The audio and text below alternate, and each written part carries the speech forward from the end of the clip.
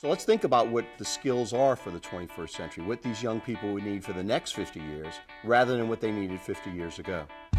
I think for many of us in education, we look at those, we call them the 4 C's: creativity, critical thinking, communication, and collaboration. We don't need to give young people access to knowledge. They can pull up an iPad and get access to all the knowledge the world holds. But they need the skill sets. They need to know critical thinking, how to tell what's good or bad, true or false, among this fire hose of information the world throws at them. Creativity. We know that whatever we believe is true about the world is going to be different by the time we get there. They have to be resilient, resourceful, and clever in how they respond to these new and emerging challenges, many of which we don't even know exist yet. Think about communication. How do they communicate with the world?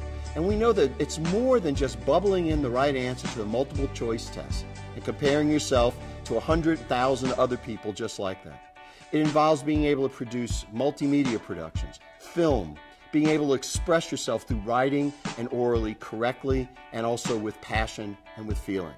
And finally, the work of the world is done in groups. It's not done individually. More and more, our young people need practice through collaboration, through working in small groups to get projects done, just like in the real world, with people different from them.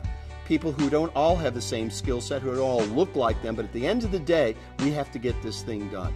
They need practice of that. So that's what the 21st century is calling it. And I think that's where De La Salle is making a mark.